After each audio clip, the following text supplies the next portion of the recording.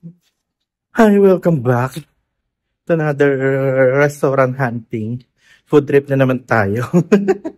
So ngayon, puntahan natin tong Amigos Bistro. Mga merienda. May silog-silog din sila. So, ayun. Puntahan natin. Dito na ako sa gate nila. Pakita ko sa inyo.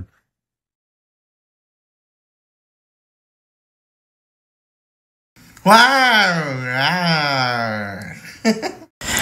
Hi, welcome back again. So, here is the next food trip natin. Nakita ko dito sa building na to, Galleria, yung dating bentahan ng sapatos. So, papasukin natin tong building na to at titignan natin kung masarap ngayong kainan dito. So, nakita ko din siya dati na, pero hindi ko pa na-try. So, I'm going to try it now.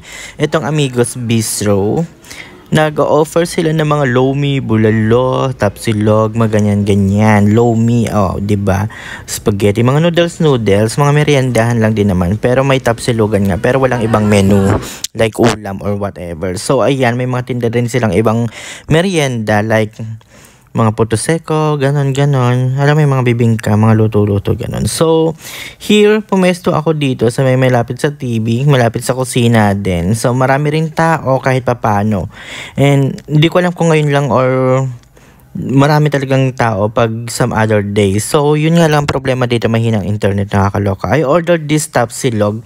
Baka siya with eggs. Bongga din naman yung plate niya, nakakatuwa. Kaysa sa ibang restaurant na plastic at styro. So, yung tapa niya may kasamang fried rice na maraming bawang, sarap. So, may dalawang itlog din siya, may pipinat kamatis. So, may libreng sausawan din siya and water. So, tinikman ko tong tapa. Nakakaloka, ang sarap. Hindi siya pang 5-star na sarap ha, pero sarap na rin ako for me kasi I'm expecting na tapa yung strips na lang or may mga tapa kasing makunat, diba? Like yung mga niluluto sa yung luto kong tapa kasi makunat. I don't know, baka mali lang yung part ng baka yung nabili ko. Pero ito, chewy siya in the way na makakain mo naman, hindi siya kagaya ng chewy na makunat talaga. Masarap yung pagkaka-chewy ng tapa nila. Pero I'm expecting more pa dito kasi iba yung tapa na karaniwan nga, 'di ba?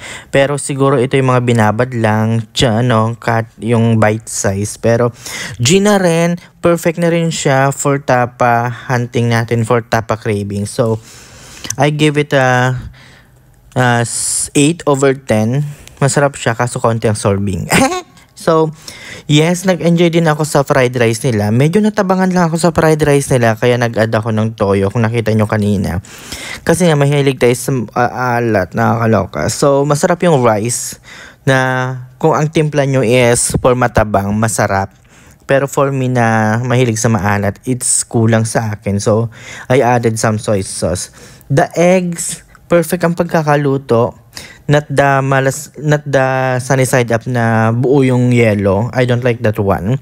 Gusto ko yung medyo, alam mo yun, yung colored texture ng egg white, ay ng yellow.